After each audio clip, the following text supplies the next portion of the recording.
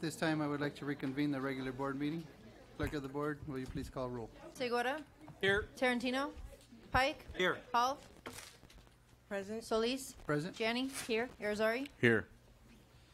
We want to make the public aware that beginning tonight, all meetings of the Board of Trustees will be broadcast live and archived via YouTube Live on the district YouTube page.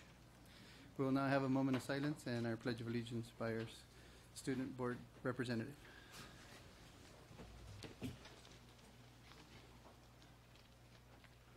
Right hand over your heart. Ready? Begin. I pledge allegiance to the flag of the United States of America and to the republic for which it stands, one nation, under God, indivisible, with liberty and justice for all. Thank you.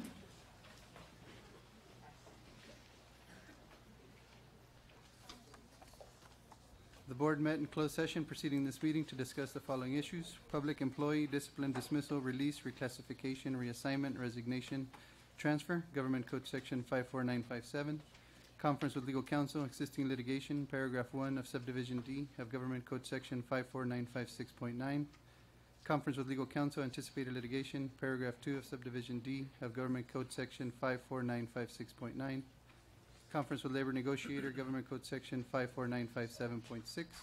The board took the following action. Moved by Pike, seconded by Hall, to approve the request for leave of absence for one certificated employee with a vote of Hall yes, Pike yes, Segura yes, Solis yes, Tarantino absent. Moved by Pike, seconded by Hall, to approve the request for leave of absence for one certificated employee with a vote of Hall yes, Pike yes, Segura yes, Solis yes, Tarantino absent. Moved by Segura, seconded by Hall, to approve the General Counsel filing or joining on an amicus brief in Janus versus AFSCME with the vote of Hall yes, Pike yes, Segura yes, Solis yes, Tarantino absent. This time I will entertain a motion to approve the agenda for the November 13th, 2017 regular board meeting. Do I have a motion? Make a motion. Second. I have a motion and a second. Segura. Yes. Pike. Yes. Hall. Yes. Solis. Yes. Motion passes 4 yes, 1 absent. The board is very pleased to recognize 3 students who are semifinalists for the National Merit Scholarship Program. To be named semifinalist means these students scored in the top 16,000 of 1.6 million students who took the PSAT, and they are on the list on the highest scoring entrants in California. We are very proud of them on this outstanding achievement. Please help me thank and honor Anthony Colarusso and Alejandro Perez from Eastlake High and Brian Ho from Otay Ranch High.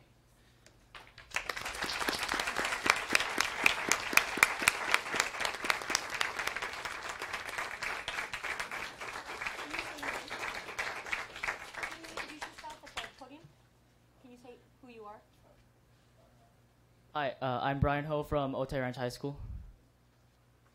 I'm Alejandro Perez from Eastlake High School. Hi, I'm Anthony Colarusso from Eastlake High School.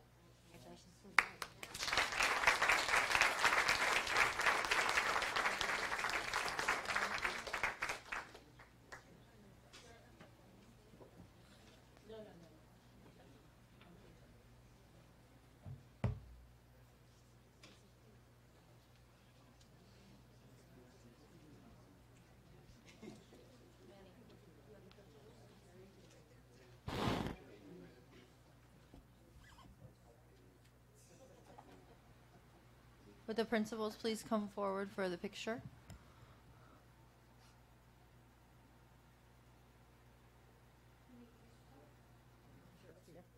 Ana Pedrosa, Otay Ranch High School. Hector Espinosa, Eastlake High School. And then if we get a shot with the parents too after this. Let me get one of these, and then we'll get the parents, and we'll get everybody in here. All right. Okay, couple here. One more. Couple of this. One more. Okay, if I can get the parents. Come on up. Come on up. Come on up.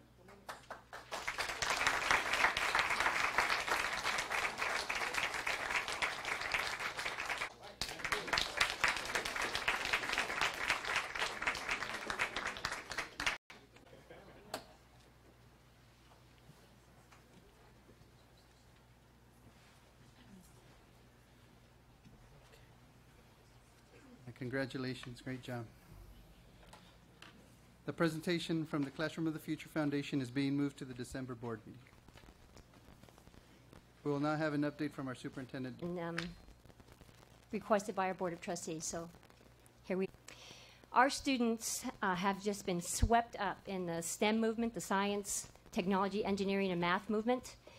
Past weekend, Eastlake High, the former weekend, or the previous weekend, and almost every weekend we have some kind of robotics activity going on.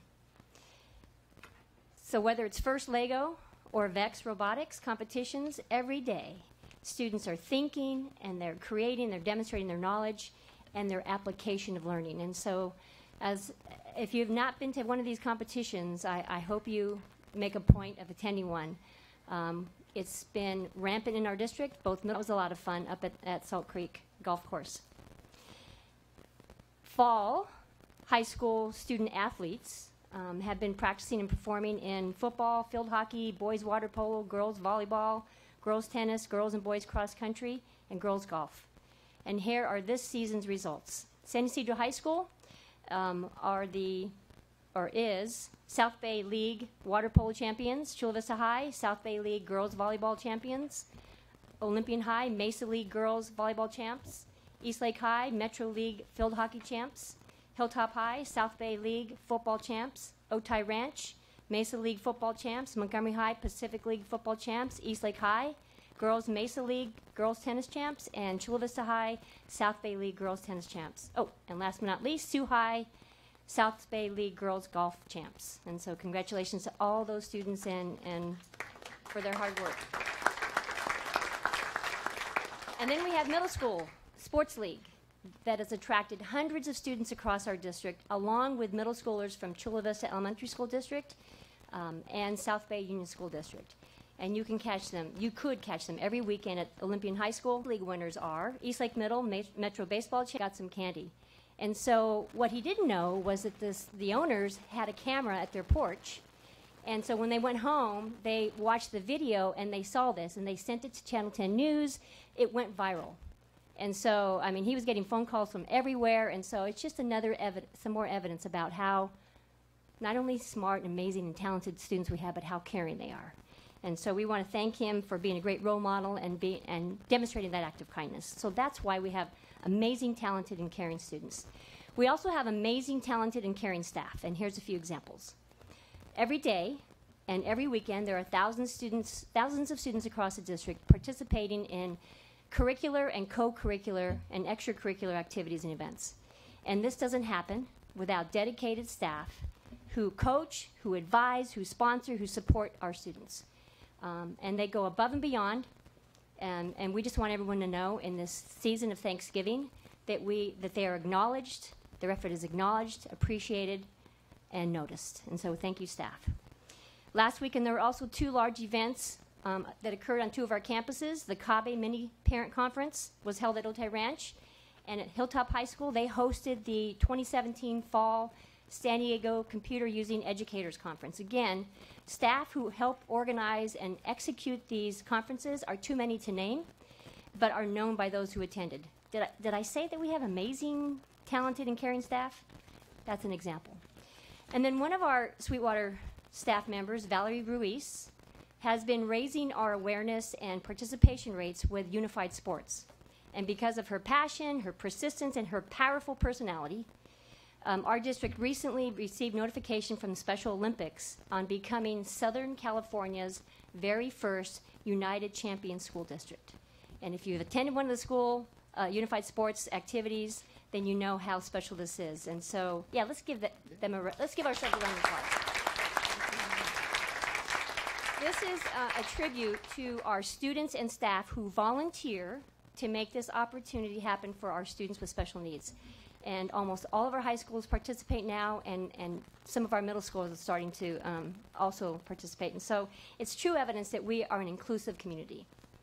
And then one of our former Sweetwater staff members was just recognized by the San Diego Hall of Champions as an inductee, as a high school coaching legend. So congratulations to Lori Morris. Coach Morris started her 20-year run as head coach of Montgomery High Lady Aztecs basketball program in 1987.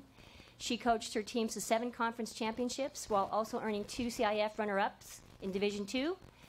She was the Union Tribune Coach of the Year in 1997, CIF Coach of the Year in 1998 and 2007, and earned the High School Sports Association Head Coaches Award in 2006. Currently, Coach Morris is an assistant coach at the University of Texas at El Paso, and we're just really proud that she's joined several of our other Sweetwater coaching legends, so congratulations to her. We also have amazing, talented, and caring community members in Sweetwater.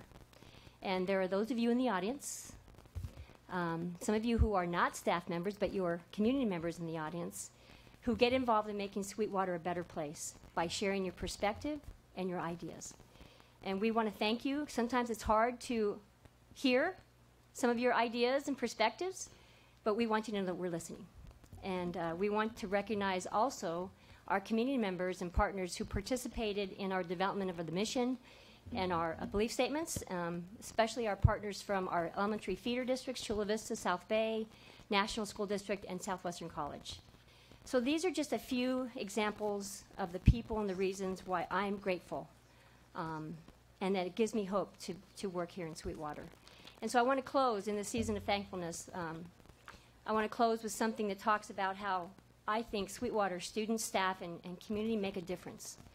And it's a quote by Robert Kennedy, and it describes what happens when we join together with collective effort and energy. Here's what he said. Few will have the greatness to bend history itself, but each of us can work to change a small portion of events. It is from the numberless, diverse acts of courage and belief that human history is shaped. Each time a person stands up for an ideal or acts to improve the lot of others or strikes out against injustice, they send forth a tiny ripple of hope, and crossing each other from a million different centers of energy and daring those ripples build a current which can sweep down the mightiest walls of oppression and resistance. So finally, let's also remember this time of year brings us all fatigue. We get tired. Lots been going on, and a lot will go on, but hard work deserves rest and respite. And so after this week, we get a week to spend with family and friends, and then we're in the final stretch, or final 3 weeks until the end of semester 1. So it's always the right time to support and encourage one another. So let's keep working together to be Sweetwater strong. Thank you for this opportunity to serve and support all of you. Thank you.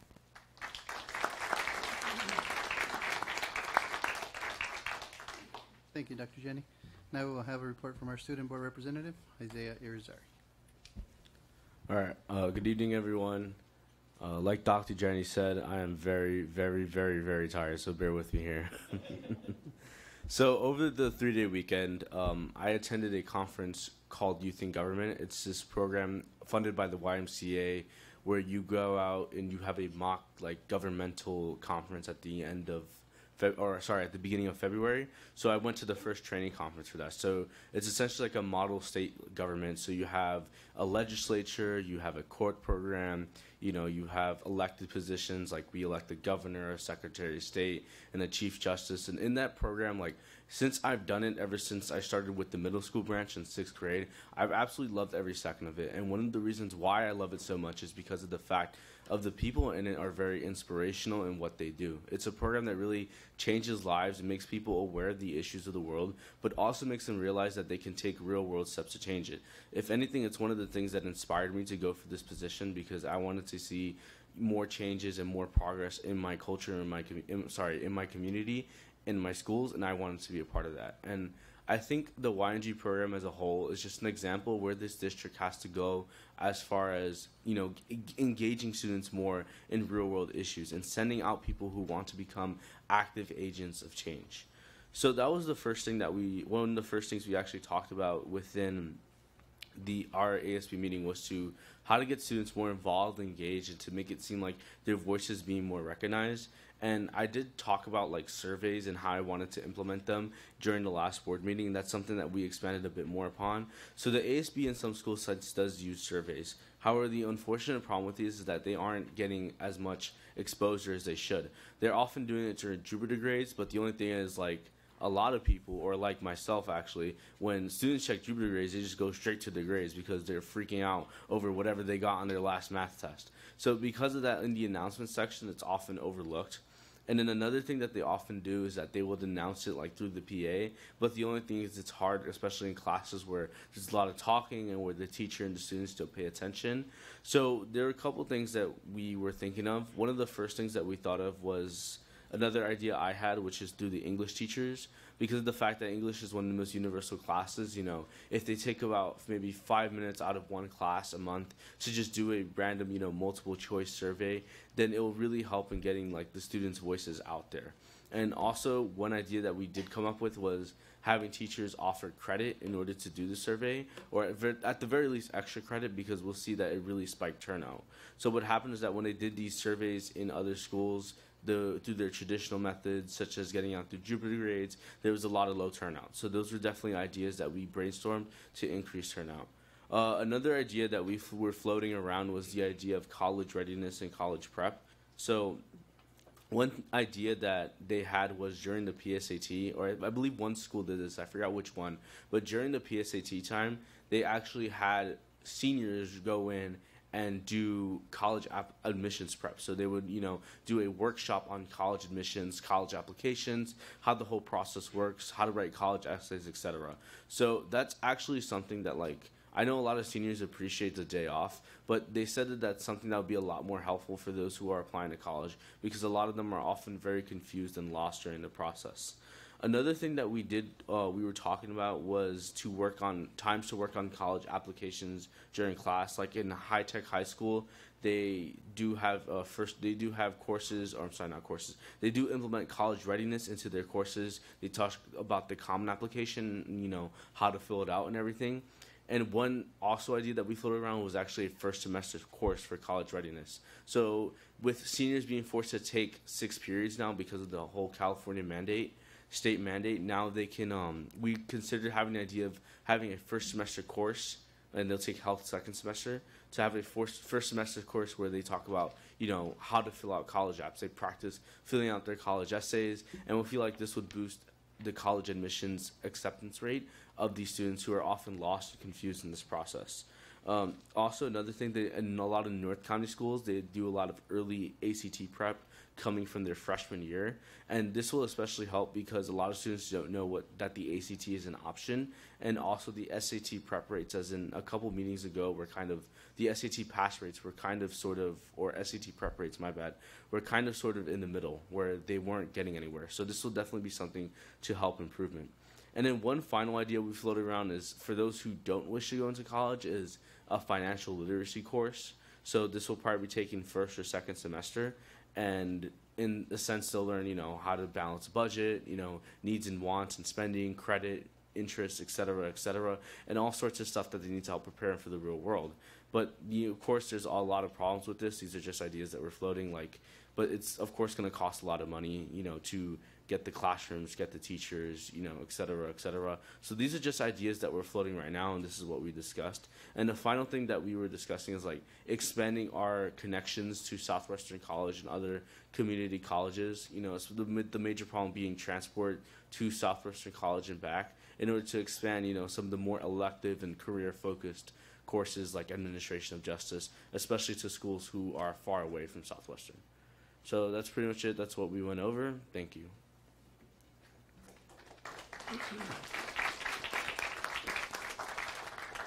Thank you, Mr. Irizarry. The board members all received a copy of the DLEC report. Are there any questions for the board chair? Ms. Velia Rocio Ornelas.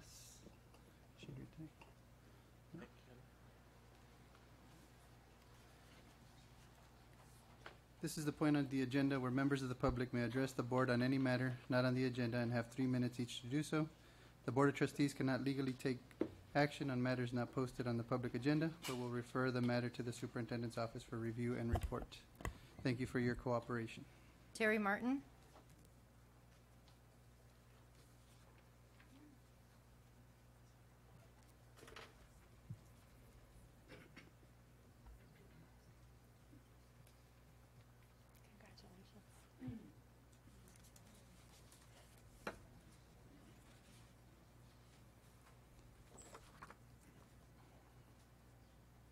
Good evening.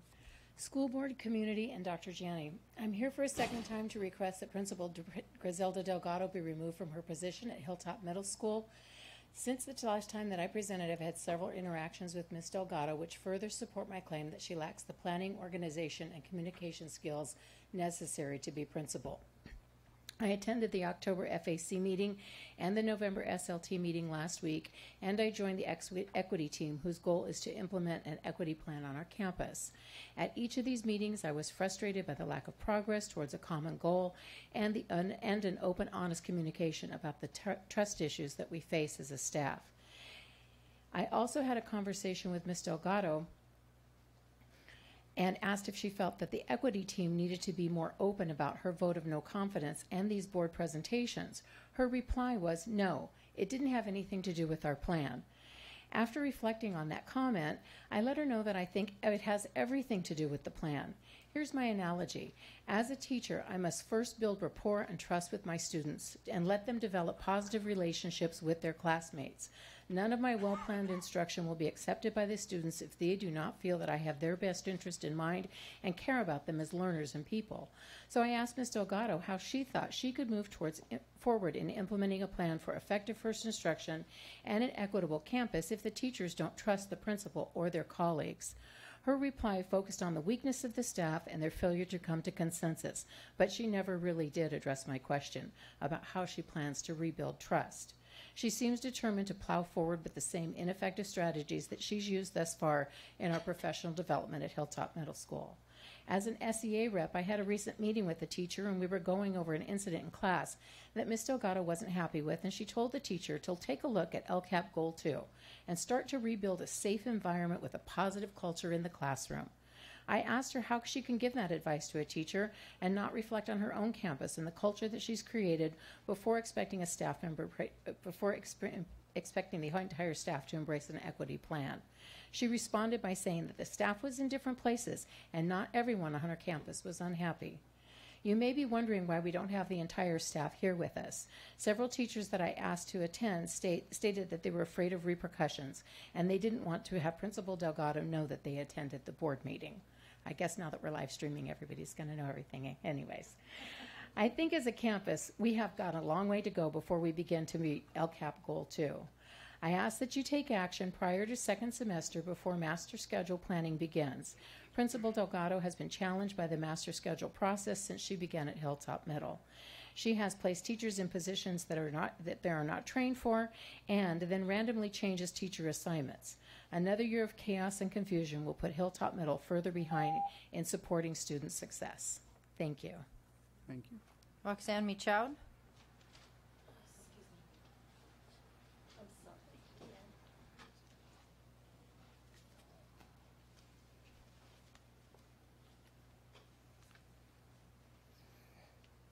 Good evening, and thank you for your attention again.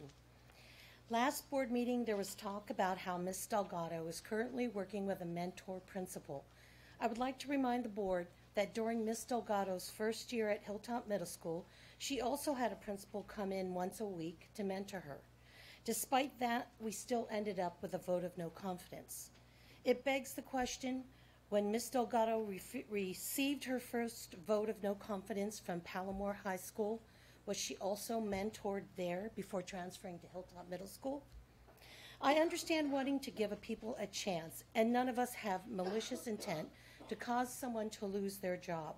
But at what point does the district feel compelled to protect the staff and the students versus protecting just one individual? It must be obvious by now that in Ms. Delgado, we have a classic case of the Peter principle.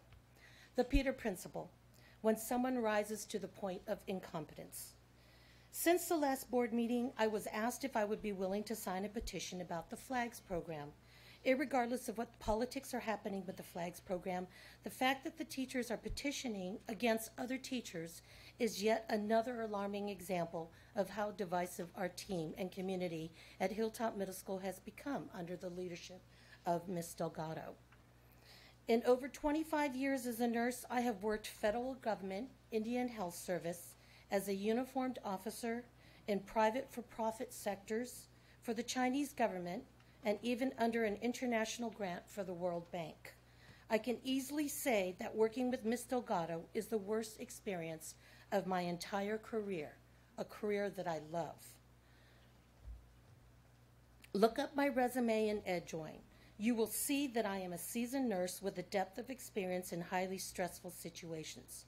Just the same, I can tell you that my time with Ms. Delgado has been the most chaotic and emotionally fraught work experience I have ever had.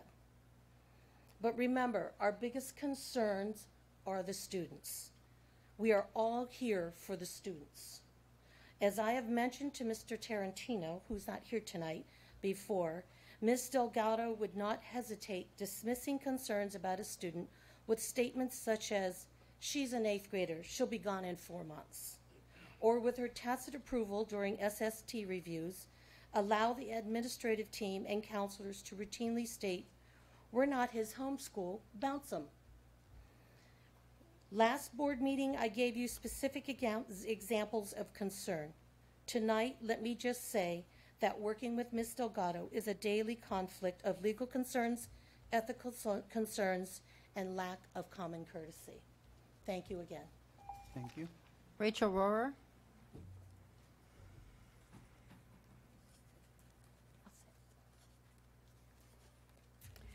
Good evening, ladies and gentlemen, and thank you for hearing us again. I'm again here to ask you to consider our vote of no confidence against Griselda Delgado. Last month, I spoke to you about a personal matter. Today, I would like you to speak about a matter I have witnessed during my 2.5 years at Hilltop Middle, the high turnover rate. Roughly a third of the teachers at Hilltop Middle have been hired since I arrived in February 2015. The teachers that have left were fine teachers.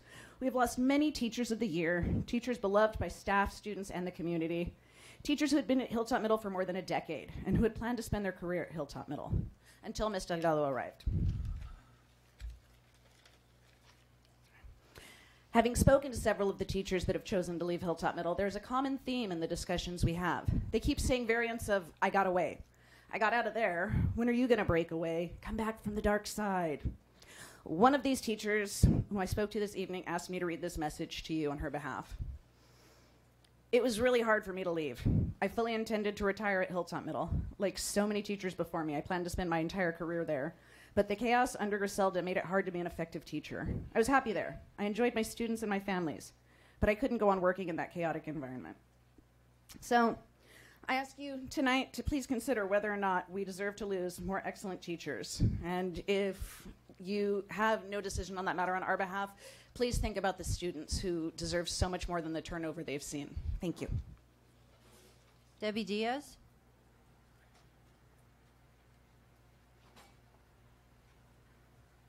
Good evening. My name is Debbie Diaz, and I'm a Spanish flags teacher at Hilltop Middle School. I've been teaching at Hilltop Middle School for the past 22 years. I'm here to express my deepest disappointment and sadness for all the negativity that has transpired, in my opinion, in the past 4 years due to the lack of leadership and effectiveness implemented by my administrative staff. I have 8 more years, hopefully, before I retire. I thought I was going to be able to retire as a long life Hilltop Middle teacher, but now I seriously doubt it. And this is due, in my opinion, to the lack of consistency, stability, and positive climate that has been present at my school site for the past 4 years. Thank you. Melanie Earls.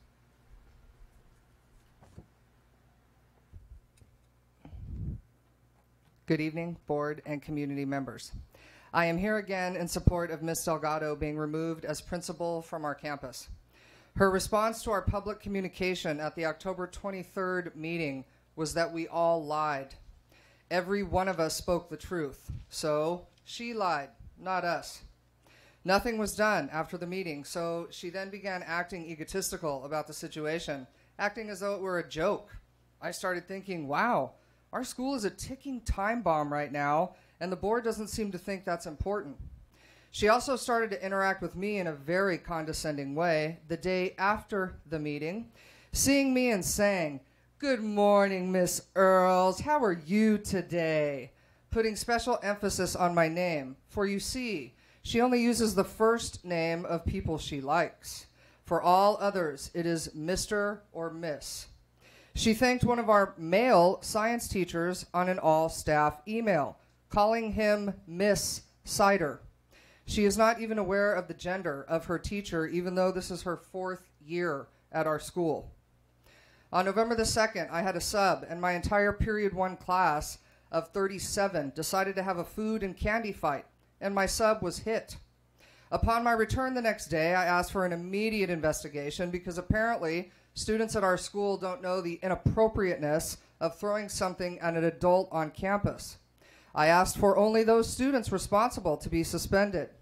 As of November 9th, as I wrote this, nothing had been done, other than her demanding I meet with her the same day during my prep, which she then had to reschedule because she apparently didn't remember she had a flight to San Francisco. So it was rescheduled for today. Today, I received an email from her secretary that my rep was home sick, and could it be rescheduled again for tomorrow? So I texted my rep. That wasn't true at all. The lesson my students and the entire student body, because of technology, got was, hey, we can treat guest teachers however we want. Nothing will get done. That makes teachers powerless in their own classroom and allows the students to run the school. I asked her if this had anything to do with our vote of no confidence, and like always, she weaved her way around no answer. I expected this because of her retaliatory nature of wasting teachers' time at meetings that have no real purpose other than to make her feel powerful. Jay McGraw writes in his Life Strategies for Teens book that if you're unwilling to acknowledge a problem, it won't go away, even if you do have your mental eyes closed. How do you ever expect to change something if it isn't on your to-do list? If you are living in denial, you are killing any chance to fix the problem. Ms. Delgado is in denial, and her staff is not on her to-do list, and she has already killed our morale. So please, don't let this continue. Linda Wallace.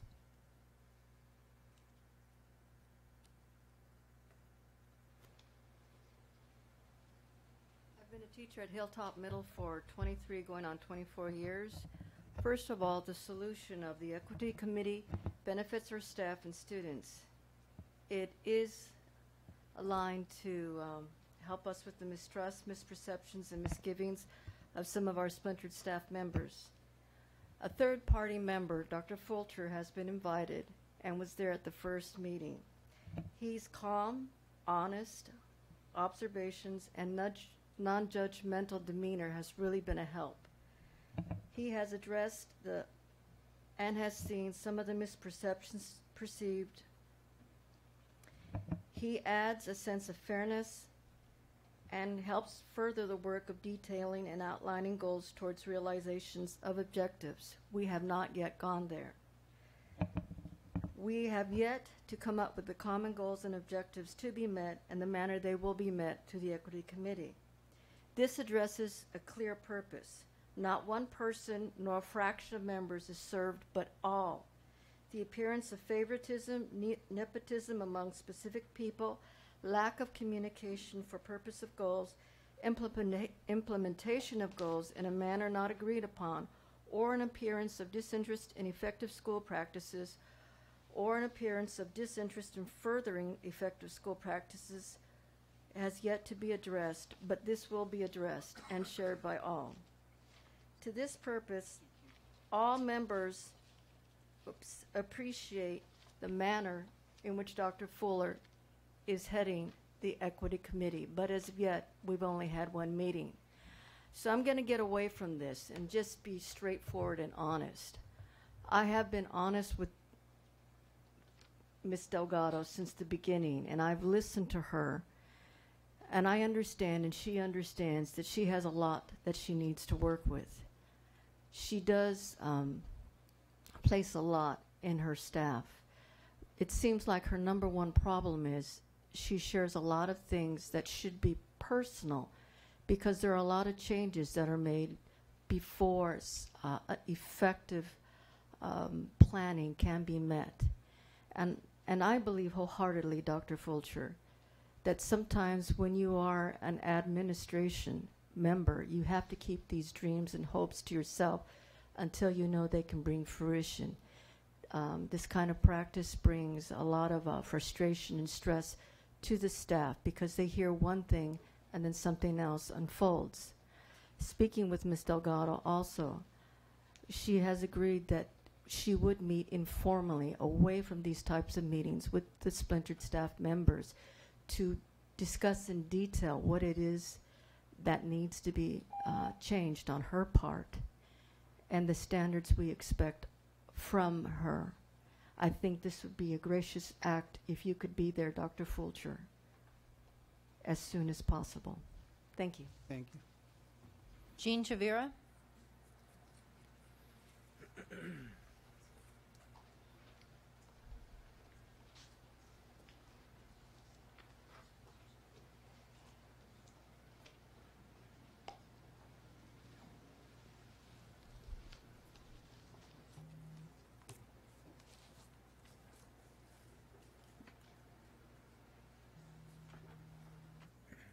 Good evening, Board, Superintendent Jenny, staff.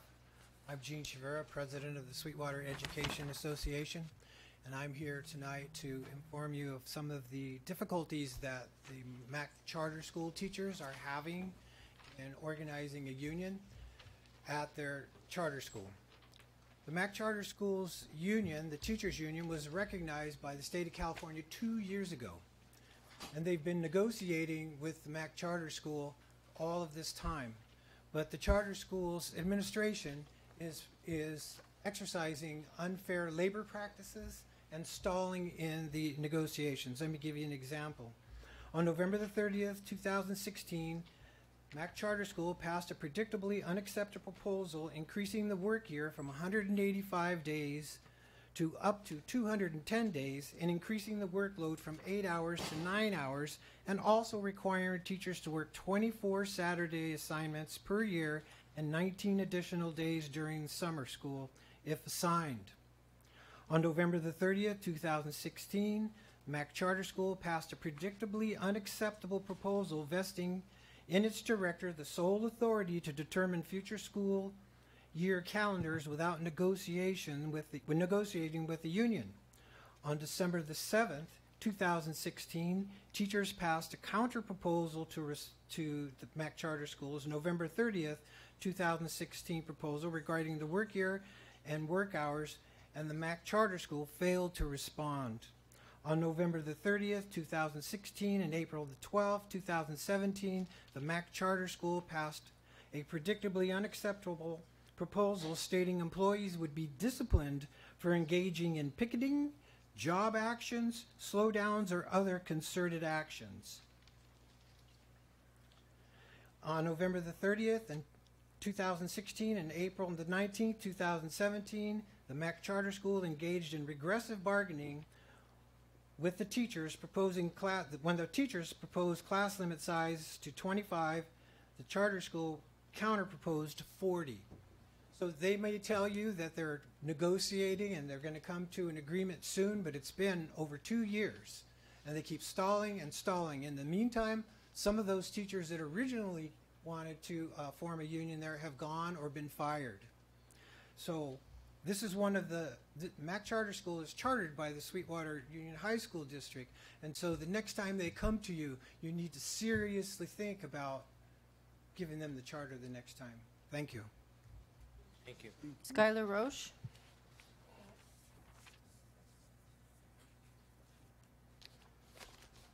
Hello, my name is Skylar Roush. I teach government and economics at the MAC Charter School. We're coming here to ask you all today to investigate the unfair labor practices that PERB has identified within our negotiations with the MAC organization. I have been teaching at MAC for 1.5 years now. I love being at MAC. We provide for our students a setting where they can truly thrive. All of the students who come to us are Sweetwater Union students.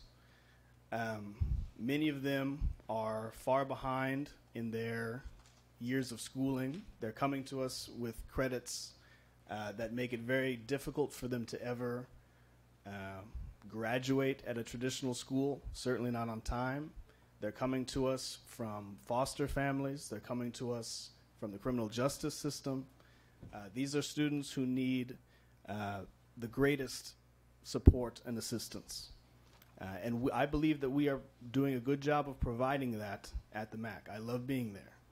However, of the 13 teachers that signed to become a union just 2 years ago, there are only 5 left. 5 out of 13. That is not because these teachers do not want to be at MAC. It's not because they do not believe in what the MAC Community Charter School can provide for our Sweetwater Union students.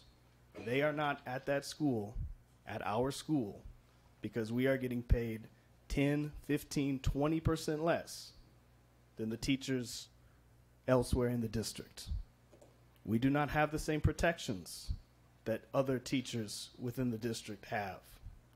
We are being asked to care for the students within the Sweetwater Union District that need the most, and yet we are being given the least. So, again, I ask that since we are teaching Sweetwater Union students, we be treated like Sweetwater Union teachers, and that the board and the superintendent and everybody investigates the unfair labor practices that PERB has found. Thank you very much. Thank you. Michelle Krug.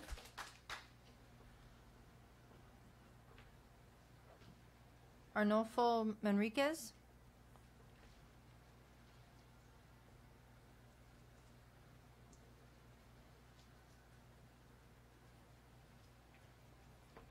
Hello, good evening, President Solis, Superintendent Jenny, and board members of the school board. My name is Arnulfo Manriquez, and I am the President and CEO of MAC. I'm here to speak about MAC Community Charter School. We are proud to have over 17 years of serving the special needs of a unique population of at-promise youth that have not been successful in the traditional school system. We have graduated nearly 1,000 students in those 17 years, and our school has an average daily attendance of typically of around 275, and has both classroom-based and independent studies options. We are in negotiations for a first contract with our 13 charter school teachers. We seek to maintain the unique success of our school with focusing the services offered to meet the needs of our students. We support our teachers and their families in their efforts and their desire for union representation, and we absolutely look forward to having a fair and equitable contract. However, as you know, there are two sides to every dispute. MAC is confident we have not violated the rights of our teachers and that we have negotiated and will continue to negotiate in good faith. We are currently working through a mediator. We started this process about 3 months ago. I think it's a much more helpful process for us to be working through that. And we expect to make prompt progress. In addition, we are confident that PERB will find in favor of MAC. We thank you for your continued support of our school and for championing our students. Thank you for your time. Thank you. Jean Crandall.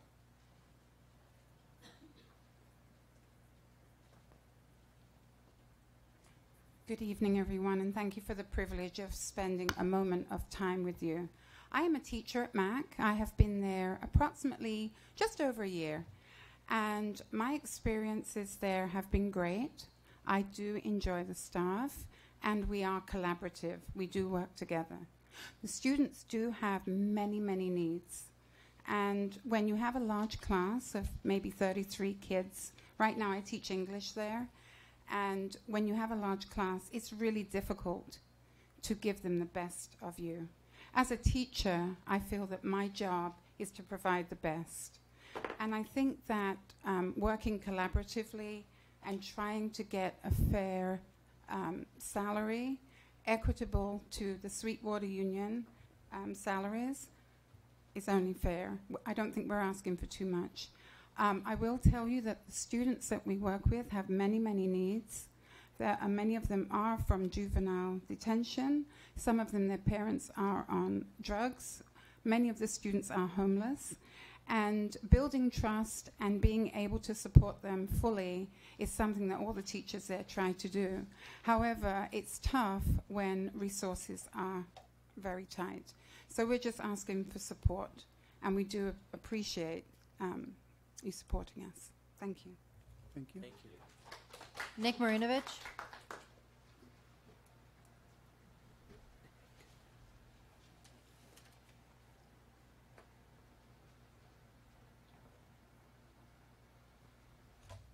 Good evening. President Solis, members of the board, Superintendent Janney, good to see you. Guess I'll be the first to wish you a happy holiday season, or whatever we call it. I'll be because we don't have a board meeting here and up until well into the season. A couple of things I wanted to talk with you about.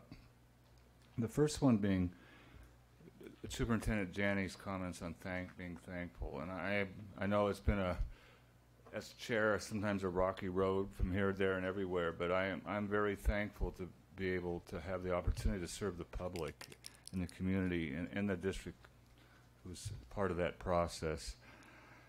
The second thing I wanted to tell you, since I won't have a bond report for a while, is to give you an idea, like what are the volunteers that you have on this committee? And I've served on another nonprofit where it's hard to get anybody to do anything. And I guess we were members of the Get a Life Society last Friday because we had myself and 3 other members of the Bond Oversight Committee met at, I guess it was Cafe Taza over there off of 8th Street, and went through the bylaws for an hour and a half on our just going through it and seeing things that we thought maybe could be done to make the committee operate more efficiently, like maybe limiting the meeting to 2 hours unless everybody agreed to extend it. The final thing I wanted to share with you, and it's a little bit difficult because I don't want to appear negative, because there's been so much progress this district has made over the years. The staff improvements, just the level of reporting, the performance audit, spending the money for that, getting the specs finally, as you see elsewhere in the agenda, done the right way, paying track of the warranty. Everything, but what concerned me as a citizen, as watching this board in the discussion last week, was, or 2 weeks ago, and I'm kind of coming from a little bit, because I couldn't hear all of it on the tape, didn't hear it, is the M1 discussion about what you can and can't talk about under the bond status report, and whatever that long title is. Under the concerns about Brown Act violations. Now, admittedly, the Brown Act is subject to interpretation, but I am concerned that you not be stifled to be talking about the bond program because there wasn't a specific action on that item. To me, that's kind of like, that's not what this board, I don't think, should stand for in terms of transparency. There should be an open dialogue, so I, as chair, can report what you say back to the committee. Thank you. Thank you. Kathleen Shears.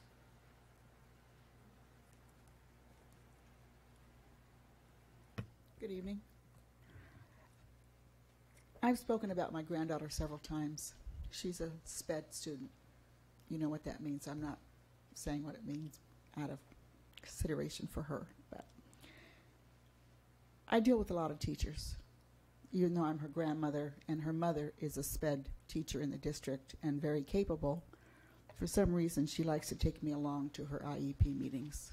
I don't know why, but she does. So my granddaughter was taking the SAT tests, and she needed a proctor because she needed more time. And I get emotional when I talk about my family, so bear with me. And my daughter called me that day and told me, you know, Mom, this teacher was so nice. After the testing, she called to tell me that my granddaughter was on her way home, and to tell me what a sweet child my granddaughter is, and how hard my granddaughter had worked. I mean, really put a lot of effort into it. SPED kids work so hard. I have a 46-year-old special needs daughter. So I know that. I've been through this with the district for many years. And her name is Sunny. And Sunny is what she is because of Fran Brinkman, a woman who I owe a lot to. Because I used to be 20 and very shy, if you can believe that. And Fran taught me what it was like to be a good mother to a special ed kid. Moving on. Dr. Gianni, we are grateful for you. Thank you for being everywhere, and I mean everywhere. Thank you for caring so much, and thank you for understanding and accepting. While you and I may have differences of opinions on more than a few district issues, my intention is simple. At the age of 67, I am paying it forward the best way I know how, by caring for the students of this district. I have 2 daughters that are teachers in this district. I have a son-in-law who is a custodian in this district. I'm a graduate of this district. I owe a lot to this district, a lot to this district. And with all due respect, this board owes a lot to this community. And I will continue to sit in that same seat I've been sitting in for 9 years, even though my husband, Mr. Pike, continues to threaten to divorce me. And I would just like to thank you all for what you do. And be prepared because the rest of my comments may not be this nice. Thank you. Sally Smith. So there was a Channel 10 story about a child at Hilltop Middle School, and her name is Madison Wallenick. And it's disturbing that this little girl didn't get to go on a field trip because she's in a wheelchair. And the coach at this school said, you don't get a field trip form because you're not going. And she said, why not? He said, you're in a wheelchair, and the bus doesn't take kids on a wheelchair. And what's disturbing about this, by the way, her father's a Marine, is that nobody spoke up for this child. Nobody. Not your insubordinate teachers back here that are griping about their boss, and not the teacher over here that wants more money. Nobody spoke up for this little girl to go to Disneyland. What's wrong with the Hilltop Middle School that a little girl doesn't get to go to a field trip with her peers, with all the other students, and this happens for 2 years? I just sat here and listened to all these people griping about their boss. I wasn't impressed. They're being insubordinate, and they need to resolve their issues, not here, but through their union and through the processes that their employer provides. Instead of griping about their boss, maybe they ought to focus on what's going on to the kids in their school.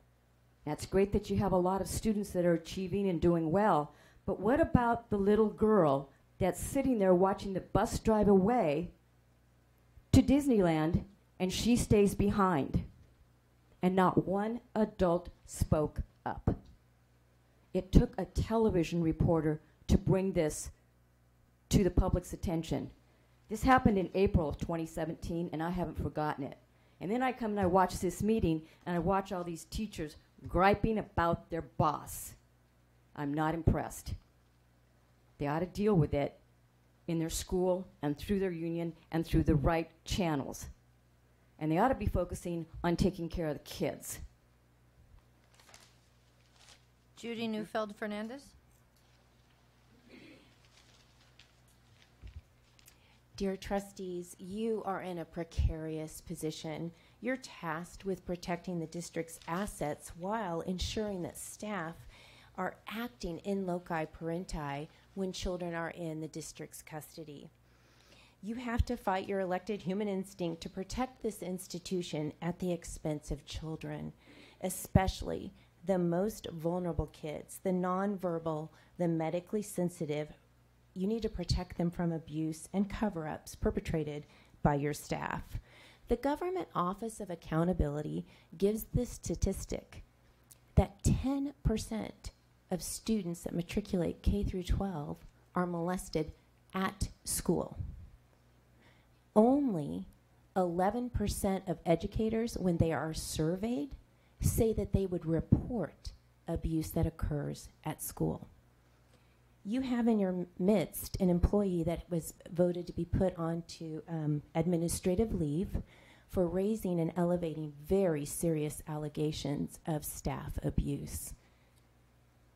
I know that you have to look yourself in the mirror every night, and you got to ask yourself, am I doing everything to protect the kids under my care, or am I protecting the status quo?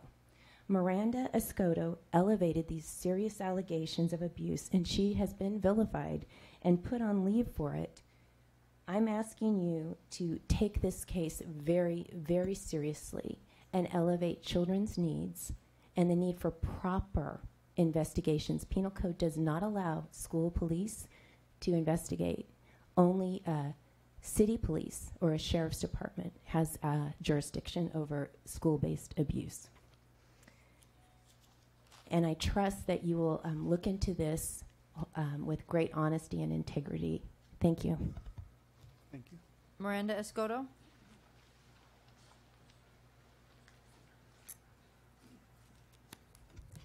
Good afternoon, everyone. I'm here as a community member and also as a staff member of Sweetwater Union High School District. I want to make a petition to the board members and to my superintendent.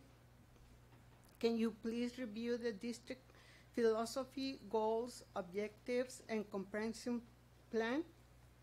Specifically, numbers 2, 4, 8, 11, and 15. I have a copy of those for you. Since 2007, and based on my observations working at Sweetwater High School District, I have been warning the district and the school authorities about how the low level of education and the lack of skills of the employees has negatively impacted and even put at physical danger our students. As a result of my sincere efforts to protect and better serve our school population, I have been enduring harassment, bullying from some coworkers and some teachers. After the situation was aired in a local TV, the school district decided to put me on administrative pay leave. I believe that pulling me off from the classroom is a way to punish and intimidate me, intending to stop me from denouncing what is happening inside the classroom. Today, I'm making you, board members and superintendent, accountable for wasting the taxpayers' money, taking more than 12 years to investigate, and for hiring 2 lawyers with the intention of shutting me down. Thank you. Thank you. Stuart Payne.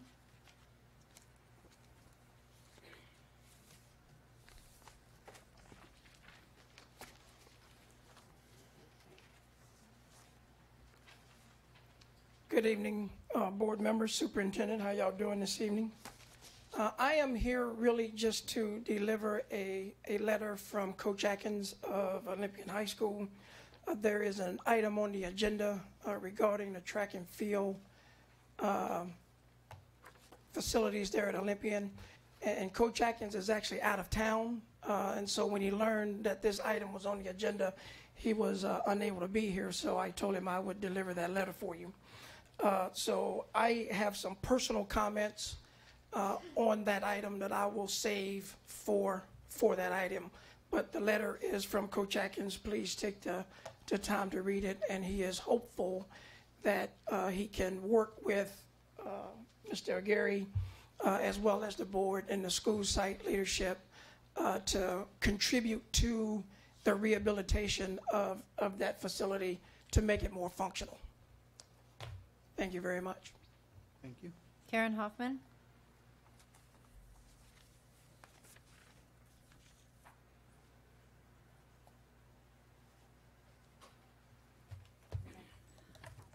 Good evening, board members, superintendent, and staff.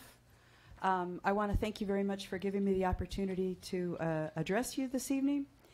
And what I wanted to say to start with is that SCGA, Sweetwater Counseling and Guidance Association, has found this juncture in our district to be one of the most extraordinary and positive, collaborative of the history of this district as long as I've been here. And certainly when I compare it to other districts in the state of California, friends that I have in education on the East Coast, New York and Massachusetts, we really have a lot of wonderful things happening here. And we have set the stage for more wonderful things to come. As you know, for counselors, we have been very concerned with some of the developments within Infinite Campus, and we keep referring to it as the transcript, the transcript, the transcript. And I don't want to make light of that, but I want to thank Mr. Del Casada and his staff, because they've done a lot of things to improve it. But from here forward, our concentration is going to be on something called the Credit Summary or Academic Plan Progress Report. And with the papers that you were just handed, what you have is a typical kind of student transcript. And on page 2, at the very bottom, you're going to see the credit summary. Now, we're not handing this out for college purposes because we know it's inaccurate at this time, and so we don't want to make the colleges confused and whatnot. We're talking about this little box on the bottom of the second page. And I've made some corrections for you. The corrections are the way it should read given this student's classes and their readiness to graduate. It only measures their readiness to graduate. It doesn't take into consideration, are they going to be A through G ready? And there were other things, but let's just say we're helping the kid graduate by looking at that. Now, the last page is what counselors have to do right now in order to find out, has the student completed all 8 semesters for English, et cetera, to meet their graduation requirements. And you can see that for this particular student, they struggled a little bit, and so they had to repeat some classes. And currently, that little box called the credit summary, and then there's another page in Infinite Campus which we can go to called the Academic Plan Progress Report. It's better than this, but it still is not accurately reporting the number of social science classes. It's counting if a student repeats math, for example, because they earn D's, it'll give them credit for 2 years of math when really they repeated 1 year because they needed, to repeat it because they earned D's. They didn't do 2 full years of different maths, they just did 1. And details like that. So when we talk about Infinite Campus and our great frustration, it's that last little box. And it's showing you the handwork that we have to do with each transcript to make sure that those students are indeed, ready to graduate. I want to thank you very much for your time, and because we're in this season, I want to, also say that I am very thankful for the opportunity to continue working in this district with the staff here, and I mean that very genuinely. We're all in this together, and when a single student graduates, it means we have all worked together to help that student, and our commitment here is for each student to meet with success. So thank you very much. Thank you. Thank you. No further speakers.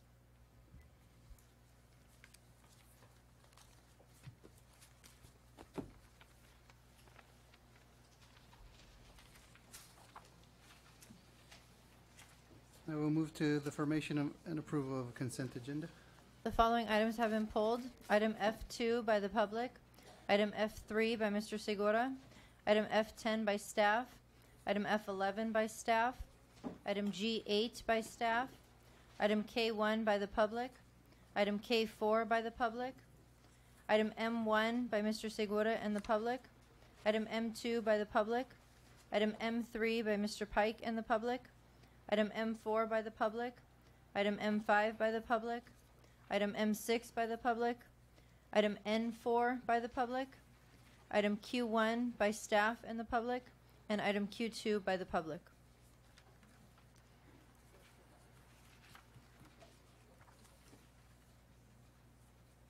Entertain a motion for the consent agenda. I'll make a motion to accept the consent agenda as read. I'll second the motion. There, we have a motion and a second. Segura? Yes. Pike? Yes. Hall? Yes. Solis? Yes. Motion passes 4 yes, 1 absent. F2. I have one speaker, Kathleen Shears. You know, I looked at this, but I didn't see anything for 2018, but I decided to speak on it anyway, because I'd like to, with all due respect, recommend to the board that you possibly return to 1 meeting a month. The reason being, it seems that it's difficult for some board members to get to 2 meetings a month, and I think everybody should be representative at all. You know, we should have representatives at all of our meetings. And I just think it would give you all more time to study the agenda items if it was only once a month versus twice a month. That's just my opinion. It's not me. I mean, I'm going to be here because I live and breathe Sweetwater. And I don't know, because, you know, I have a lot of senior moments. I don't know if I mentioned the teacher's name. Her name was Deborah Martinez. And why this is so special, she's a brand new teacher. So I just wanted to say that. And if any, Ms. Hall, she's in our area, so if you could, it would mean the world to her to have a board member know who she was. And I just think it's pretty special what she did. But I think all of our teachers are special, so thank you. Thank you. No further speakers. Entertain a motion for F2. I'll make a motion.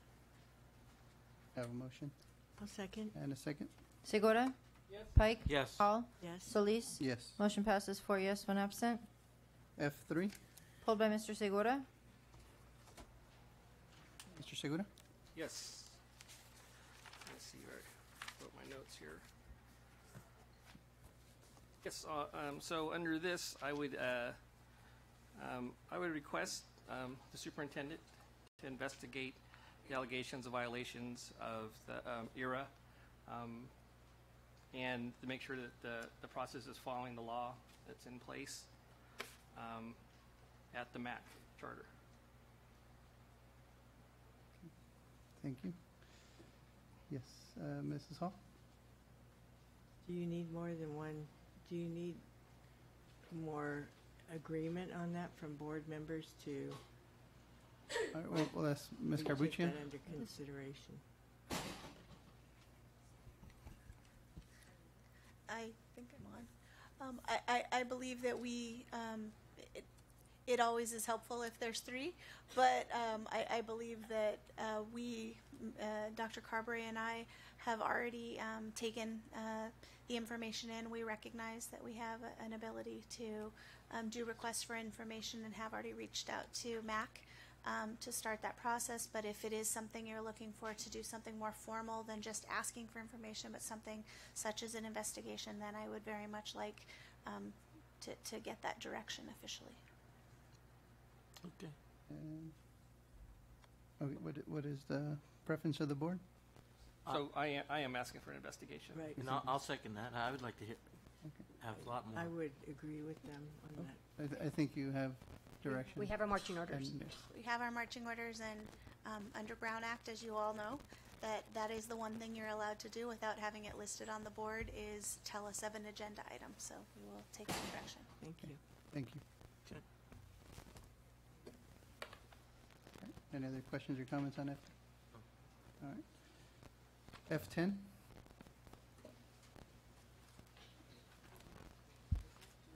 Oh, sorry.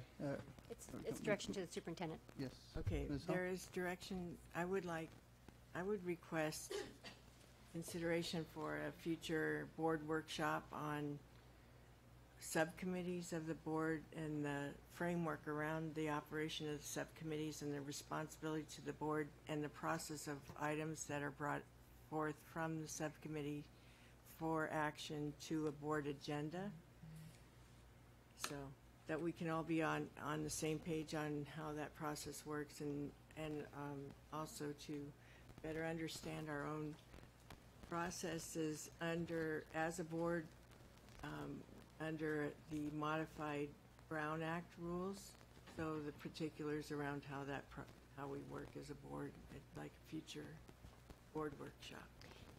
That's my question for clarification. Was that a workshop or a board item? So you're looking for a workshop. Right. Perfect. Sounds good. Yes. Okay. All right. Thank you, Ms. Hall. Okay. No problem. F10. Okay. Thank you. And there are no handouts on this PowerPoint, but really what this PowerPoint is an explanation of how we got to our draft mission and belief statements. And so I kind of wanted to give some background. So the outcome for that day, so there were about 40, as a board item says, there were about 40 Sweetwater stakeholders present at this day-long session. Wasn't a workshop, wasn't a training, it was really a session on developing our district mission, a revised district mission, an updated one, and belief statements that accompany that. And also to discuss how we were going to communicate that plan once it was developed. Next. Okay. So how the day started was, like I said, there were 40 different people. There were teachers there representing teachers, representing classified staff, representing administrators, representing district office. There were a couple of board members. We had 5 students present. We had, like I said earlier, representatives from our feeder districts, Chula Vista, South Bay, National, and Southwestern. And so there were about 42 or 43 people there. And one of the first things that happened was we were asked to write down on a Post-it one word that best describes what we love about being a part of Sweetwater. And everybody did that, put it up on a poster board, and one of the facilitators, Dr. Illingworth and Dr. Pumpian from San Diego State, put that into a Wordle. And it's interesting because the more you put the similar words together, then they get bigger on a Wordle, right? So this Wordle ended up being a lot around community, a lot around collaboration, a lot around student success. So we talked about then what is a motto? A motto is a short phrase that captures our beliefs, like putting students first. That's our motto. What we don't have at this point is an aligned vision, mission, or belief statements, and that was the purpose of this day. So how do we go about doing it? So we had everybody think about can you back one, please? That's okay. When staff members, when we choose the second Wednesday of every month for staff across the district, whether you're at a school site or district office, whether you're classified or certificated, wearing the Putting Students First shirt, what do you think of when you see all of those staff members wearing that shirt every month? And so we talked about that to kind of get us in the frame of mind about putting students first. And then we started talking about what are belief statements. So in the definition of a belief statement, it's a formal expression of our organization's fundamental values, our abiding convictions, our ethical principles, and our moral imperatives. And so that's the starting point on developing belief statements. And so how we went about doing that was we talked about some artifacts in our district. And I'm going to go through them in a second. But when we look at these artifacts, we wanted people in that group coming from all the different perspectives to think about what belief statements come to mind as you're reviewing the artifact. What does the artifact relate to a belief about student learning? What does it relate to about people who teach and support learning? And they always believe with the statements, we believe. And see, these are the artifacts that we looked at. We looked at our LCAP infographic.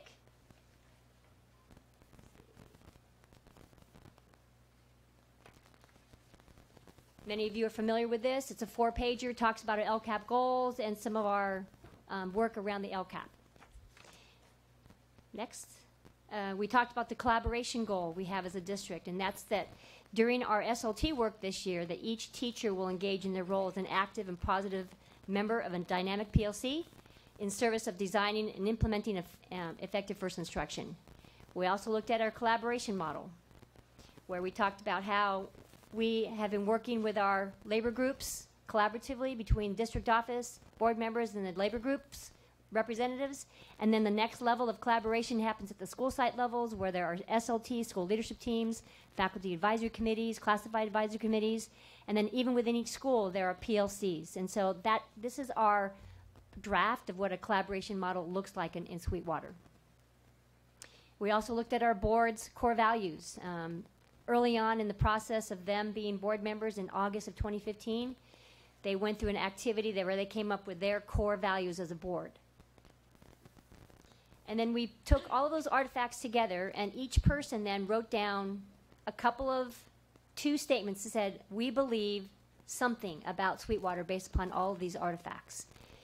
And then at each table, then everyone shared their belief statements, and then everyone agreed. That means everyone came to the same agreement on what 4 belief statements they wanted to represent from their table. After each table, and there were 6 tables, got together and developed 4, then you met with a combined table discussion protocol where 2 tables got together with their 4 belief statements, and they agreed between the 2 tables of 4 statements. And so now we had 3 sets of 4 statements. And from there, we sent 2 people from every table off to a corner with those 12 statements. We asked them to kind of narrow down the focus, see where any of them overlapped, and come up with 5 to 6 statements that the rest of us could live with. And so they went and did that, and what you'll see in a few minutes is the result in this board item of those belief statements. And then we went on to a mission statement. What is a mission statement? It's why do we exist, who do we serve, and what makes us special? What sets us apart from other people? So again, similar to the brainstorm for belief statements, we had a brainstorm around mission statements. And so each table talked about what would that look like if we wrote a statement that said who we are, why do we exist, who do we serve, and what makes us unique. And so every table then developed their own mission statement. We combined again with another table, and so now there are 3 mission statements, and then everybody in this room of 40 people went around and kind of put little stickies on their top 2.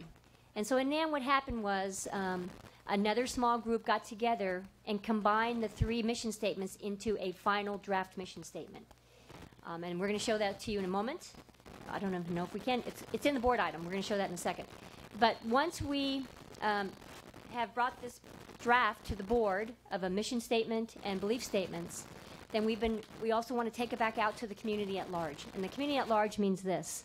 We bring the first draft here to the board in November.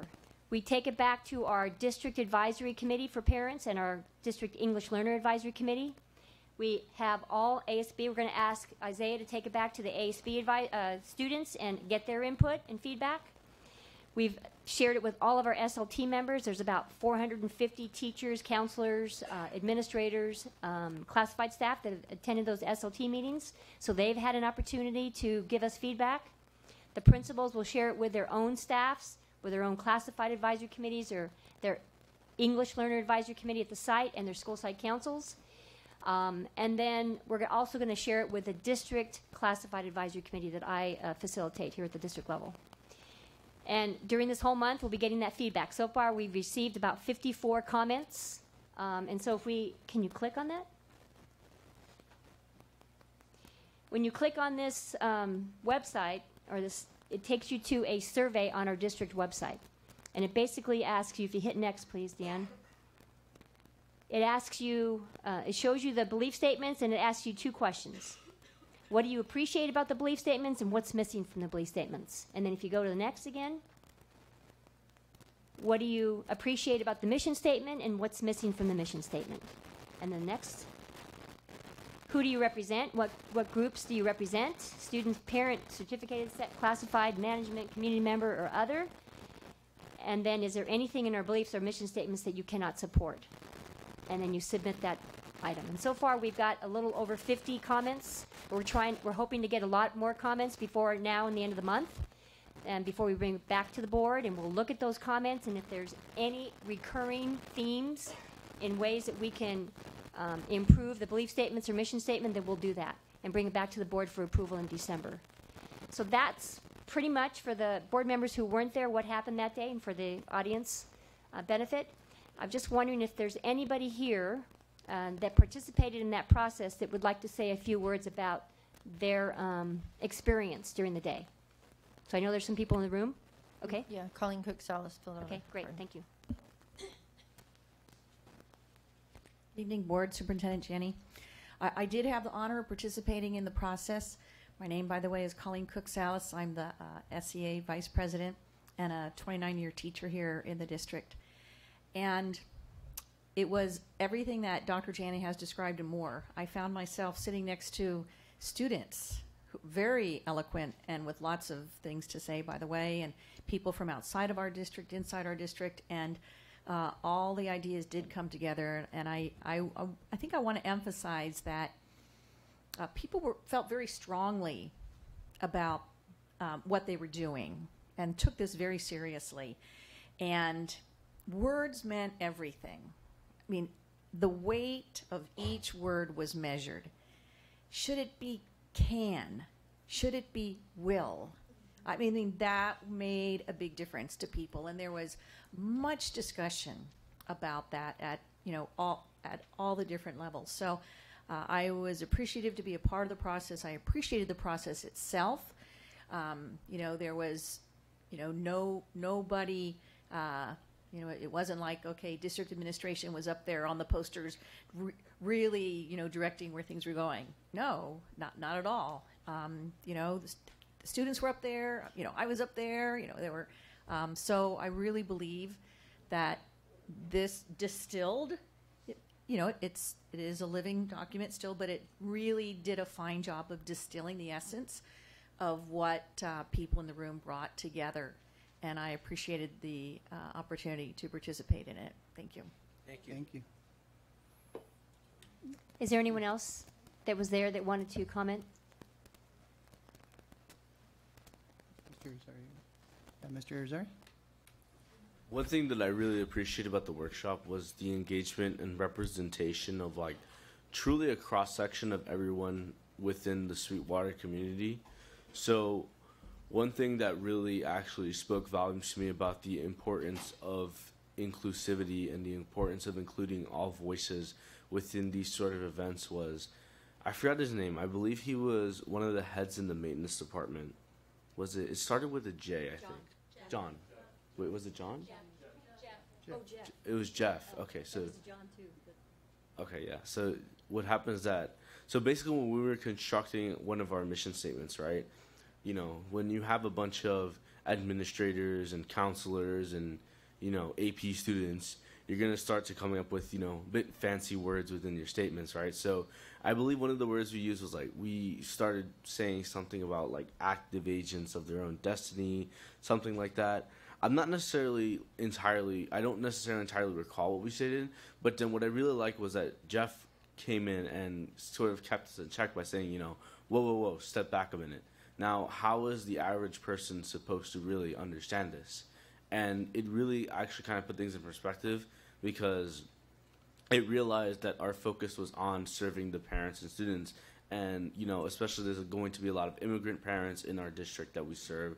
There's a lot of, English language learners that we serve, and we want to make sure that we aren't alienating them with our words, that we are, being more inclusive, and that we are, narrowing it down and remembering who we serve. So that's one thing that I really took away from that we are, that by truly including everyone, we are ensuring that our focus remains on not ourselves, but on the students and parents and the community we serve. I'm wondering if, Isaiah, if you could read the mission and the belief statements. Okay. Oh. So the mission is that it's located in the heart. So the mission statement is located in the heart of an international border community. The Sweetwater Union High School District ensures a safe, inclusive, collaborative culture that prepares each student to become an active agent of their own success through a meaningful and engaging educational experience. The belief statements are that we believe each student can succeed. We believe in a welcoming community that is inclusive, equitable, and promotes positive social, emotional, and academic well-being. We believe in relationships and working together. We believe relationships and working together matter. We believe resources should be equally distributed to ensure the success of each student. We believe in the value of a community voice in decision making, and we believe in a culture of trust based on integrity and transparency. Excuse me. Thank you. Thank you. Any questions or comments from the board? Ms. Saul? Yes, I participated as well. I was one of the board members present, and I learned a lot through the process. What it really was very thoughtful in how everything came together and kind of got gleaned down into this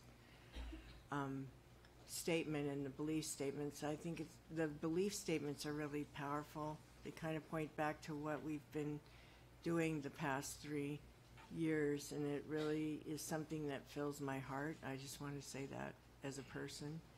But what I learned too through it, especially as Mr. Izaraga said, that there was people there. There was at least representation from somebody who likes to cut down to the bottom line and the nuts and bolts rather than a lot of fancy things. He brought that perspective, and it was well needed. The other person that really impressed me and what really spoke to me was the cultural aspect to these words, and how if it hadn't been for the student representative that was there, and I heard him speaking about what some of the things we had in one of the statements and how that would speak to some of the students who were from another country and had been immigrated here, and maybe the culture in their country was different, and how a parent is more directing the expectation of what a student's future looks like rather than them being their own determiners. So that really was significant to me that I learned through that process. And I think some of the words were reshaped a little because of that. So the collaboration and the listening and the whole process was very, I felt strong. So I want to thank Dr. Janney and all of her leaders, and Ms. Hunt and Amy. So I always get it wrong. Yeah, so the people that led that, it was really great. Thank you. Thank you. Mr. Segura? I agree with all that has been said, but it really sticks out to me, and there's a lot in here, but what it really sticks out to me in here is in the second bullet point towards the end, or all of that, but that we promote positive social, emotional, and academic.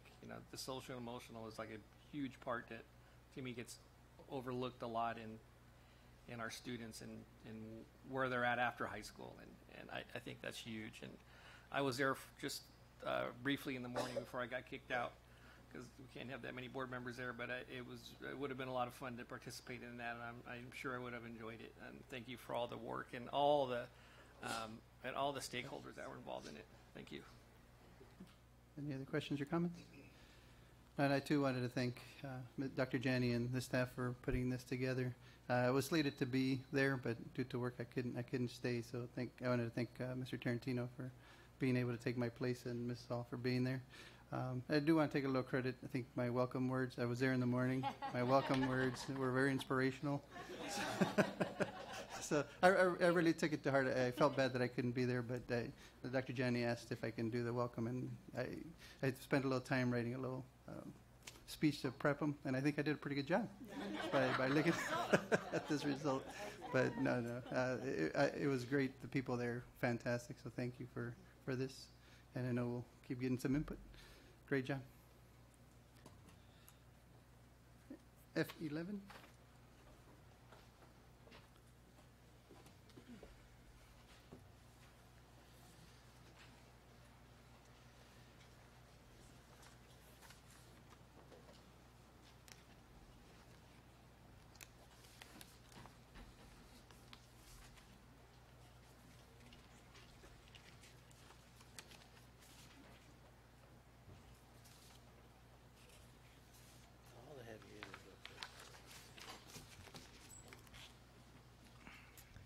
So good evening, Board of Trustees, Superintendent Janney, and President Solis. We would like to present to you the progress that we have made thus far within LCAP Goal 4. And of course, LCAP Goal 4 is focused on systems and developing those systems coherently and making them transparent so that we can strive for operational excellence. This is just a reminder of the district's LCAP process. We are unique in that we follow an update process that happens throughout the course of the year. We don't wait till the end of the year to update you on an annual basis. So you're updated on each goal twice during the year, and we try to gauge, to inform you as to our progresses and what we have learned thus far.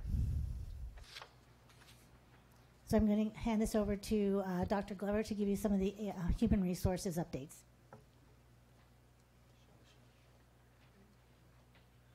Good evening, Dr. Jenny, President Solis, and the board.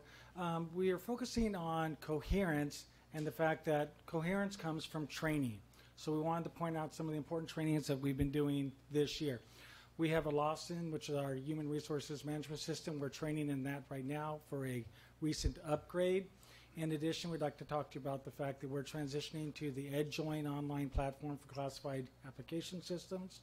The fact that we're creating a professional development series with the additional days added through the LCAP for classified personnel, and of course, working with our managers for a training series for all of our classified managers. So, as you know, we work in collaboration here. We decided that we wanted to make sure that we could move our application process for our classified members online.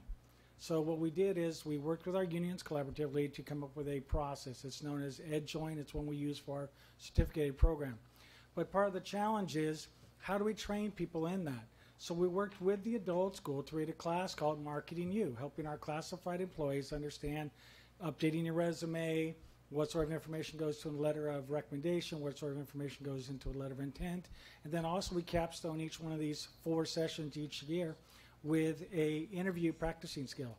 So we ask our folks to come to this. We've had 2 sessions already. They've been completely booked with 100% attendance. So we're very pleased with the collaboration of adult school and classified employees taking a proactive stance. Next thing, as you know, we added 3 days to a lot of calendars through the LCAP. On October, we had our classified staff development day, and we focused predominantly on our paraprofessionals. If you take a look, we had 458 participants out at Eastlake High School. We had a variety of sessions. What we're very proud of, those sessions didn't cost us a dime. They were put on by our staff and our friends at the county who provided us people because we were in various places. So all of our training was done in-house or with supports from the county in order to help our classified employees have an opportunity to learn about a variety of skills. Next, once again, we're keeping it in-house. We have approximately 33 classified managers in the Management Association. So we're working right now with about 1/3 of those in what's called the Classified Management Training Series. So through a combination of the talent, both in all of our different management levels and some other guest speakers, we are working with our classified managers to provide training to enhance their skill set and work with our classified personnel. I'll now hand it back over to Ms. Michael.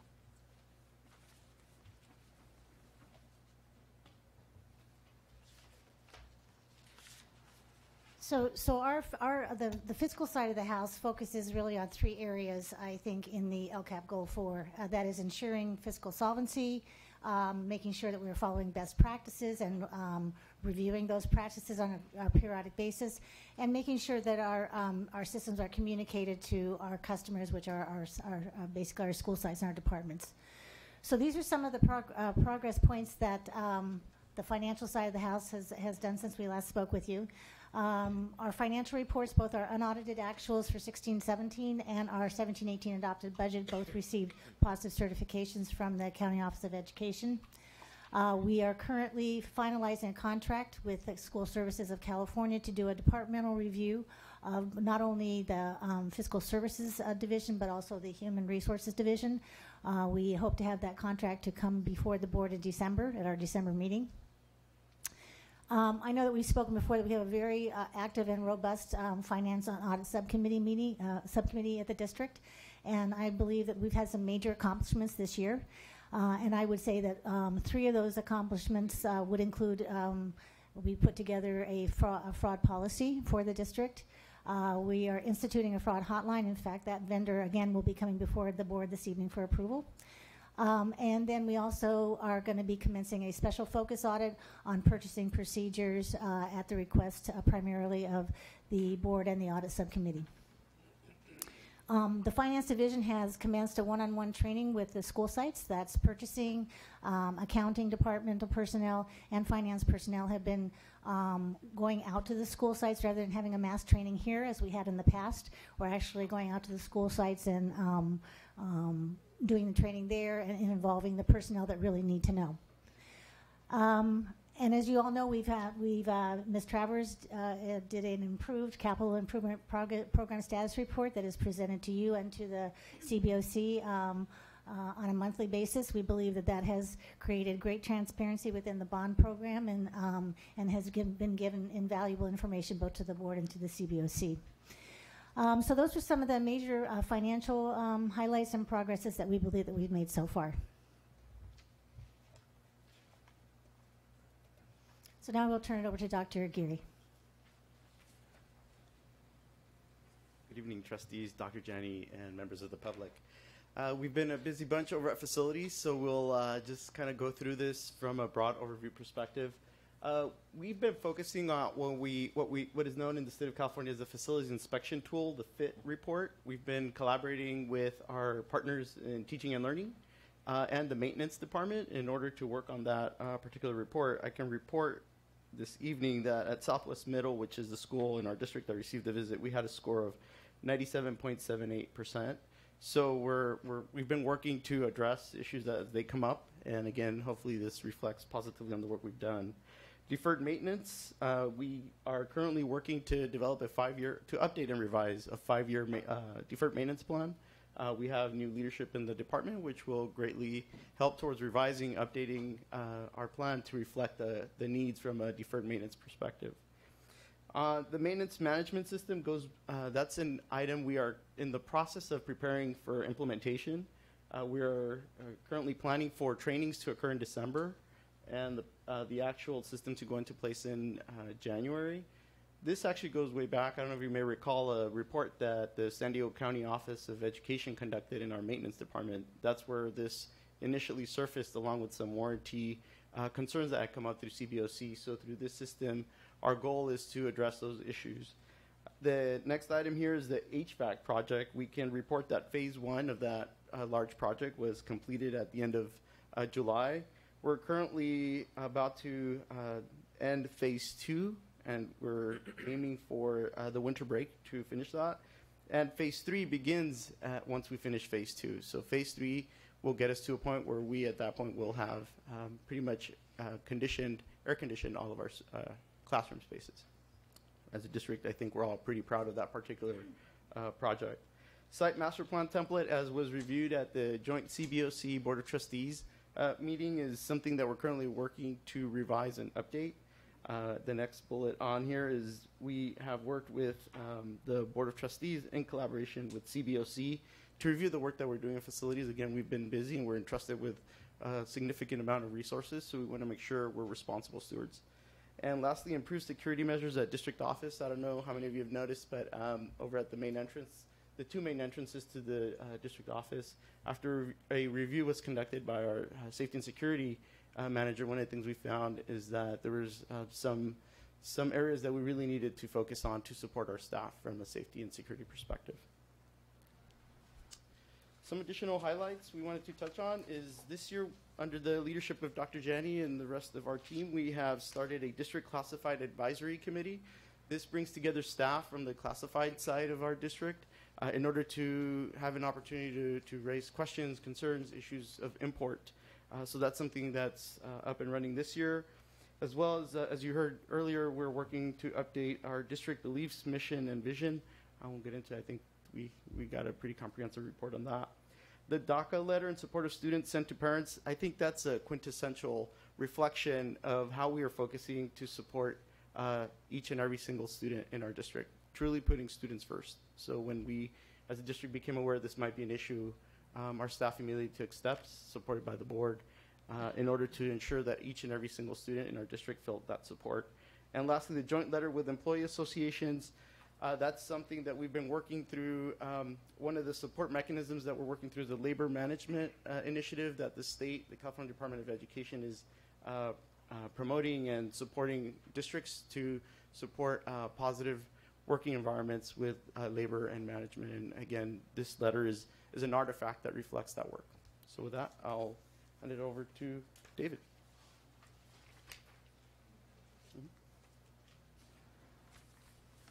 Good evening, Board of Trustees, Dr. Janney, President Solis. One of the things that these line items don't do these particular projects justice. So there's a great deal of people, staff, collaboration that's gone into actually implementing these projects this past 6 months, eight months. And so with great pride, we want to say that we were able to deploy one-to-one devices from 7th grade all the way to 11th at the very beginning of the year to include 11th graders. And hopefully next year we'll be able to include all students in that regard. Wireless access has been a tremendous challenge for us because of the architecture and old or aged systems. And so we're in the process of trying to correct that. We want to get a wireless access point in all classrooms, and so we're about 90% complete on that. We basically have 2078 installed. We want to place older access points so that students can have a better experience in their learning environment. And one of the things that we also deployed with great pride is the student education support system. We now have our primary data center located up at Scale Matrix, which is a co-location facility. We're able to mitigate a lot of the single points of failure, potential performance, potential security. And so with that, we also have improved our ability to manage the network for system availability and security for not just students, but teachers, staff, and administrators. One of the things that, again, this line item doesn't do itself justice is the Infinite Campus Custom Transcript. That's been a task that's involved many people, many counselors, many administrators involved in trying to collaborate. We've worked a great deal with the Teaching and Learning Division, the College Readiness Group, to try to get a product that's going to be acceptable and can contribute and help our counselors work with our students. And so we're just about there on that. That particular custom transcript is in certification. We hope to have that certified and released in the next couple of weeks. With regard to a system that we're still working on, but it's made great strides, is the enhanced bus pass system. I think it's operationally contributed to what we do with regard to bus passes. And next year, the process is going to even be better. We have just released or deployed the Nexus Management System. That is the IT ticketing system. We're piloting at 2 schools, one high school, one middle school. We went in and actually did special training for those particular schools with their site leadership team. We plan on rolling this out to all schools by the December timeframe. We've also rolled out 1,051 desktops to replace old devices that were giving us problems, as well as the, student labs and basically old staff machines that we replaced. And finally, the last item here is the Firepower firewall system. Basically, that again allows us to manage the security of the entire enterprise.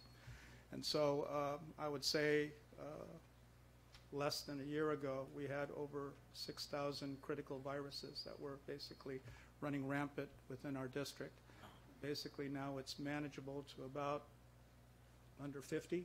We're able to pinpoint various devices that have been compromised. We can quickly resolve them. And I could say I can sleep better at nights because we can actually log in every morning and just know the state of the system. And so with that, I'd like to turn it over to Ms. Michael for the closure. David, to the chair. Mr. Segura? We know you're not sleeping. All right, all this work is going on here. Thank you, though, sir. Thank you. So in summary, we're going to continue to focus on the processes that are going to allow us to align and link all of our systems, and we strive for achieving all of the pieces of the LCAP goal 4. So with that, we entertain any questions from the board. Could I make a comment? Yes. I would just like to once again publicly acknowledge all of the cabinet members. We are unique in that our cabinet members know our LCAP inside and out. They're intimately involved with the updates. They have ongoing conversations. It's not a once-a-year deal. It's not a plan that sits on the shelf. And I can guarantee you that we are unique in that respect as far as a cabinet actively engaged in this process. And I'm really proud to be associated with this group. So thank you. Thank you. Any other questions or comments from the board? Well, Mr. Irizarry. First of all, I want to thank you all for all the work you put in and that wonderful presentation. The question I had in particular was relating to the enhanced bus pass system. What were the improvements specifically made?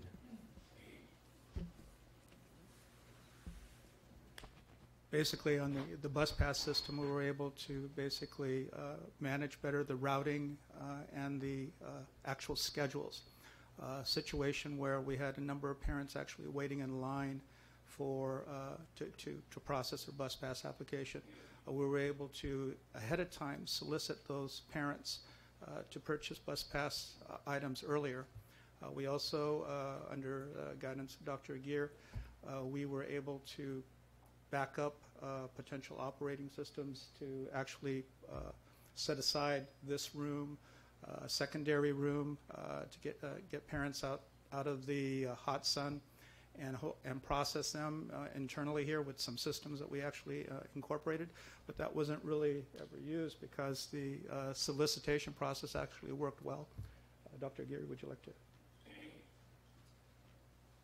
I think speaking of solicitation, one of the things we found to be really productive was the ability to offer appointments this year. We hadn't necessarily been able to offer that in the past.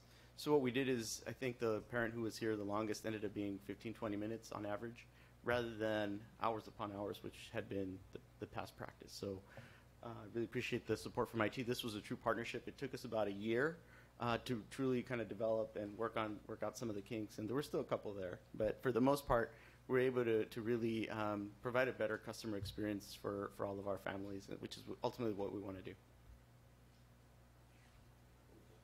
Thank you.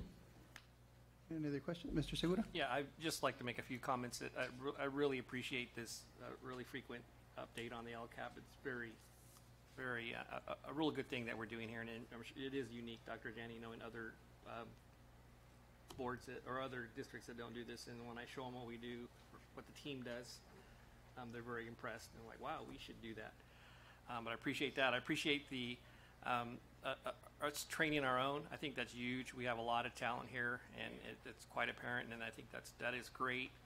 I really like the job that we've done as a team, and under Dr. Gary, you know, with our air conditioning projects and it's everything that's happening in that world that you manage, and that's awesome. And then with David, I know I kid you, you don't sleep.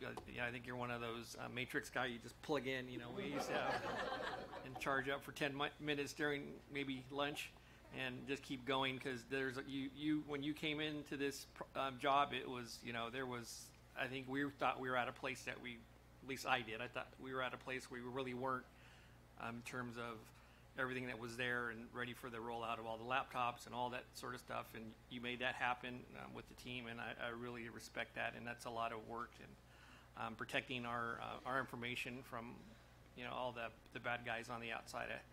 I just want to thank you, Dr. Janney, your leadership, and your whole team for all that work. Thank you. Thank you. Any other questions or comments from the board? Mrs. Hall? Yeah, I just want to say it is a tremendous amount of work that has been done, just in the description of what you've accomplished, but also when we came, and some of these things weren't even really started. They weren't thought of in a way that was really 21st century, or even how can we use the system to do some of the work that we're doing. So it really has changed the dynamic of a lot of things.